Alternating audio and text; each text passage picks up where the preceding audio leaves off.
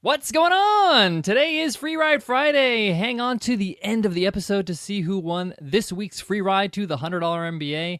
That's over 180 video lessons, interviews with experts, workbooks, a community forum. Every week we give away a free ride to the $100 MBA. All you got to do is drop us an iTunes a rating and a review. Just visit 100mba.net/show to learn how to give us a rating and a review. Can't wait to give away this week's, so let's jump into today's episode.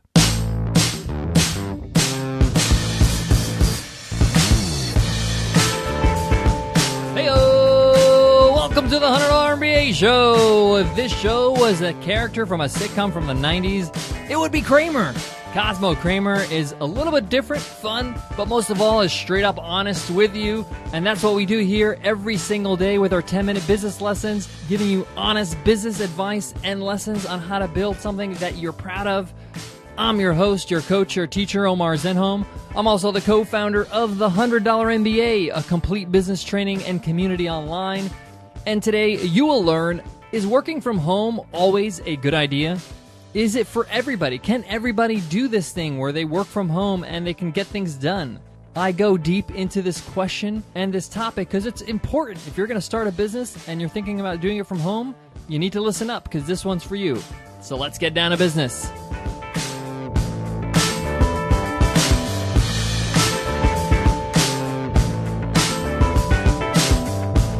This episode of the $100 MBA Show is sponsored by NADEX, Binary Options Trading. As a $100 MBA listener, you can appreciate how far $100 can go, and so does NADEX. For just $100, you can get started. With NADEX Binary Options, you trade on whether you think the market will be above or below a certain point by a certain time.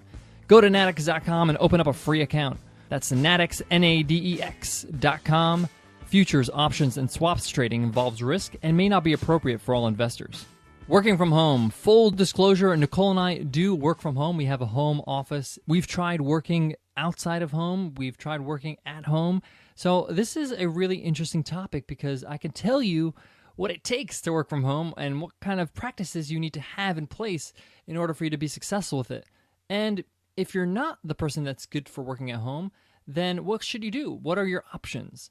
First of all, working from home requires a level of discipline. You need to have some discipline because home is usually a place where you relax and have a good time and watch TV and, open the fridge and see what's there to eat. And when you work from home, you really need to set up some boundaries. So I highly recommend having a dedicated room with 4 walls and a door that is your workspace. If you don't have a spare room or maybe a space or a corner in an area you do not relax in, so maybe your bedroom and not the living room, because the living room is where you really relax, where you chill out and take a load off. You need to have a separator. The office is where you get down to business, you do your thing, and then you have the living room where you can really relax and not think about work. The problem comes when you start mixing the two, when you start working in your living room, when you start relaxing in your work room, and it just all becomes a mess. And I know that sounds very simple, but you need to have a place where you can just say, okay, this is where I work and this is where I need, focus. If you have family, if you have kids, you need to make sure that they know that this is a place where you can't just barge in, you can't just walk in. This is where, this is the office. This is where mom or dad works. Now, other than physical space, you also need to have boundaries in terms of time because time can just slip away if you're just hanging out at home and you don't really have a schedule. So we're very militant about our schedule as well as the space when it comes to work at home. The other thing about working from home is that you tend to want to relax outside the home because you're home all the time or you're in the house all the time. So often we go for walks, we like to go exercise and maybe just spend some time outside the house. It doesn't have to be expensive. You don't have to go out and eat every time. You can just go out and get an ice cream or maybe just go for a walk or make yourself a cup of tea and take that with you in a thermos or something. But the point is that when you work from home, you tend to want to relax outside the house to give yourself a break. And this is why it's so important to have a separate area because when you come back home or when you're not working, you can't go out. Maybe it's raining. Maybe, just can't go out. It's freezing cold, whatever it is. You need to have a place where you're just like, okay, I'm not working anymore. This is a different space. Now, if you're the kind of person that says, I just can't do it. I don't have the space at my house. I'm not the kind of person that likes to stay home and work. I won't get anything done. I need to work outside the house. This is very important to recognize very quickly so you can get some work done. Because if you're just trying to work at home and just not working for you, the space is not conducive, your personality is not the kind of person that works at home, then you need to find a space that you can get work done. And even if you don't have a job and you have a business, you're building a business and you're making you're running your business, you need a space to do that. So there's a few options. The most obvious one is renting out a co-working space. Now, these are spaces that you could find maybe in major cities if you live in New York, San Francisco, even San Diego has a few of them. And you're basically renting out a desk space in a larger space of people just like you trying to find a place to work.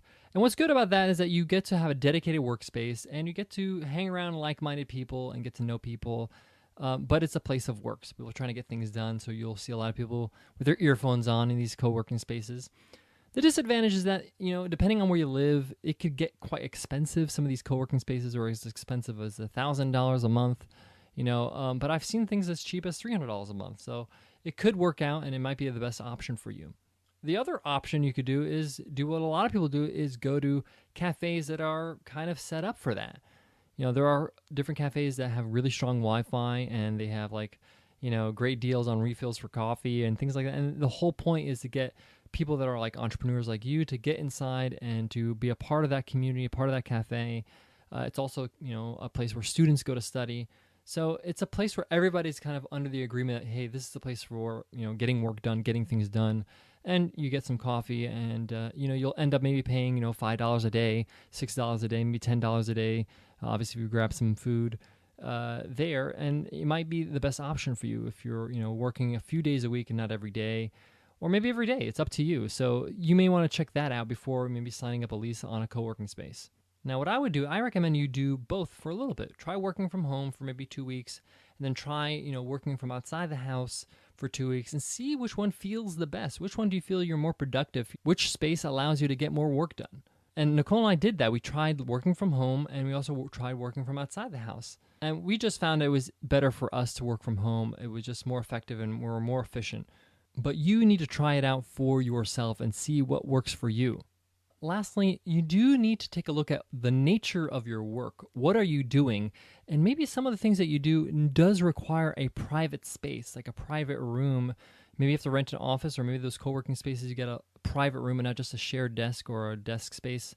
And maybe this is a call for you to have a home office at home. And the things I'm talking about is you need a quiet space to record maybe a podcast or interviews you're doing, or maybe you're doing some, group coaching and you need to be in a quiet space so you can be able to give these coaching lessons. So, the nature of your work will dictate the space you need. So keep that in mind when choosing a place to work, be it outside the house or in the house. All right, guys, it's that time where we announce this week's Free Ride Friday winner. Who won the free ride to the $100 MBA this week? Let's find out. And the winner is Fuzz Martin. Fuzz Martin is his handle. He says short but packed full of info, 5 stars. Heyo, I subscribed to the $100 MBA show about a month ago, and it's the only podcast I listen to religiously. Every show is packed full of tips and principles for conducting business in the modern world. There's a lot of focus on content creation and social media, and those are exactly the kinds of topics that impact my daily business life. Thanks for the great show. Thanks, Fuzz Martin, for that awesome review, and welcome to the $100 MBA. Your mission is to email us at contact@100mba.net so we can hook you up with the free ride to the $100 MBA. Guys, you too can win a free ride. Just drop us an iTunes rating and review. And by giving us an iTunes rating and review, you show your support for the show and you help us rank better on iTunes to get more exposure and help other entrepreneurs. So thanks in advance for giving us an iTunes rating and review.